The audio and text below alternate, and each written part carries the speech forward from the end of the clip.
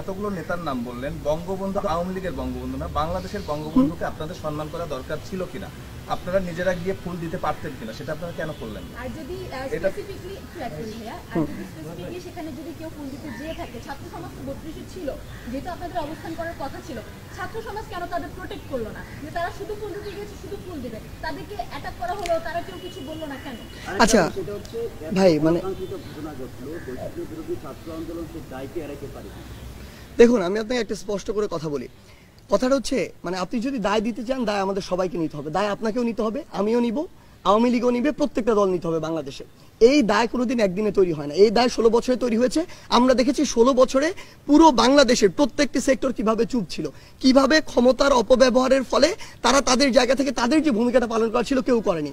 এই যে জনবিস্ফোরণটি আপনি দেখছেন, যেটি হয়েছে 16 বছর পরে এই জায়গাটিতে দাঁড়িয়ে, এটি ঘটার পরে এখন সবাই সবার জায়গা থেকে যত কিছু বলার বলছে। 16 বছর ধরে যদি এই মানুষগুলো তাদের জায়গা থেকে কথা বলতো, বিষয়টি এই পর্যায়ে কখনো যেত না। যদি দায় নেয়, আমাদের সবাইকে দায় নিতে হবে, আমি এটাতে একদম দ্বিমত করবো না এই জায়গা থেকে। কিন্তু আপনি যদি দায় দেন, কোনো নির্দিষ্ট একটি গোষ্ঠীকে দিতে পারবেন না। কেন দিতে পারবেন না? কারণ আমরা দেখেছি, আমরা যখন ডিবি হেফাজতে ছিলাম, আমাদের সাথে যেগুলো হয়েছে মিডিয়া সেগুলো প্রকাশ করতে পারেনি। কেন? হয়তো বা এমন হতে পারে করতে দেয়া হয়নি, কিন্তু পারেনি তো, এটাই তো বাস্তবতা। আমরা দেখেছি সরকার তার ক্ষমতার অপব্যবহার করে আমাদেরকে হেফাজতের নামে 6 দিন আটকে রাখা হয়েছে। একটা মানুষকে 24 ঘন্টার বেশি জিজ্ঞাসাবাদের জন্য কোনদিন আটকে রাখা যায় না। সেটাতে এই যে একটি প্রেশার ক্রিয়েট করার যতটুকু বিষয় ছিল, সেটি করা হয়নি। আমরা দেখেছি আমাদের আন্দোলনের সময় অসংখ্য সংবাদ সম্মেলন আমরা করেছি, বাংলাদেশের বর্তমান যে প্রচলিত মিডিয়া সিঙ্গেল একটিতে কোনো কিছু আসে নাই।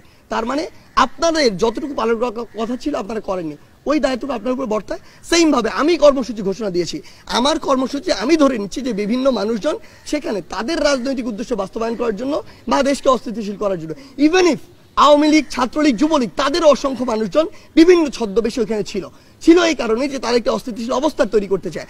আপনি দেখেছেন এই যে সংখ্যালঘুর বিষয়টি নিয়ে পুরো বাংলাদেশ যখন অস্থিতিশীল হচ্ছিল, আপনি যখন ঘেটে দেখেছেন, রিপোর্টে দেখেছেন যে ওই সময়টি তো তারা ছাত্রলীগ, আওয়ামী লীগ, যুবলীগ নিজেরাই ওই মন্দির ভেঙেছে। আমরা এরকম অসংখ্য রিপোর্ট দেখেছি। যখন পিছনের দিকে গিয়েছি, আমরা দেখেছি তারা বিভিন্ন বাড়িতে হামলা করেছে, ভাঙচুর করেছে। রিজন কি? রিজন হচ্ছে তারা একটি অস্থিতিশীল অবস্থা তৈরি করতে চায়। সো আলটিমেটলি এই যে দায় দেওয়ার বিষয়টি, আমরা বিশ্বাস করি এই জায়গায় দায়টি আমাদের সবার। তবে আমরা এটুকু বলছি, আপনি যেটি বললেন যে এই শোক পালন করার উচিত কিনা, আজকে 2024 সালের এই গণ অভ্যুত্থানে আওয়ামী লীগের যেসব নেতাদের উপরে আমি বলছি যে অত্যাচার হয়েছে, ধরে নিলাম তারা দেশ ছেড়ে পালিয়েছে, তাদেরকে মামলা দেওয়া হয়েছে, এই যে ঘটনাগুলো হয়েছে, এটার জন্য কি এখন আমরা শোক পালন করব? যদি এটার জন্য না করি, 15ই আগস্ট 1975 জন্য আমরা শোক পালন করব না। আপনি দেখেছিলেন ওই 15ই আগস্ট 1975 যখন এই ঘটনাটি ঘটে, পুরো বাংলাদেশ ব্যাপী মিষ্টি বিতরণ হয়েছিল। কারণ কি? কারণ ওই 72 থেকে 75 ঘটনা যদি দেখেন, তখন স্বৈরাচার বা ফ্যাসিস্টের চরম একটি মাত্রা ছিল। ইতিহাস ঘাটলে আমরা এটি দেখতে পাই যে তখন আসলে আলটিমেটলি যা হয়েছিল এক জায়গার নির্দেশ থেকে হয়েছিল। এটি বাংলাদেশের মানুষের কোনো ঘটেনি।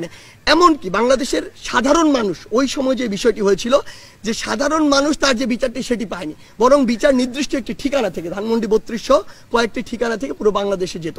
সো ওই সময় সামগ্রিক একটি বিপ্লবের ফল ওটি ছিল। আসলে আপনি যাদেরকে আজকে মানে দোষ দিয়ে ফাঁসিতে ঝুলাচ্ছেন, দেশের বাইরে পাচার করছেন, তাদের সাথে কি হয়েছিল আপনি সেটি কেন বলছেন না? বিগত 16 বছর ধরে আপনি এটি বলেন নাই, কারণ বললে হয় আপনার চাকরি থাকতো না, হয় মিডিয়া থাকতো না। This is the reality. So fact হচ্ছে আলটিমেটলি আপনার পিছনের ঘটনার দিকে যেতে হবে। আজকে 24 সালে যা হয়েছে, এটা 24 সালের ঘটনা না, বিগত 16 বছর ধরে হয়েছে তার ঘটনা। সো আমাদের জায়গা থেকে আমরা মনে করি, শুধু আমাদের জায়গা না, বরং রাষ্ট্রীয়ভাবে এই যে শক্তি, এটি পালন করা উচিত নয়। কোনোদিন সিঙ্গেল কয়েকজন মেজর বা আর্মি অফিসার মিলে এই যে একটি অভ্যুত্থান, সেটা 15 আগস্টে 1975 ঘটাতে পারতো না, বরং এটি একটি সামগ্রিক ক্ষোভ ছিল এবং সবার ওই যে একটি নীরবতার সমর্থনেরই কিন্তু একটি লক্ষণ। সেই জায়গা থেকে আমরা বিশ্বাস করি যে এই আপনি যে কথাটি বলছেন, এটিতে আমরা সমর্থন করি না।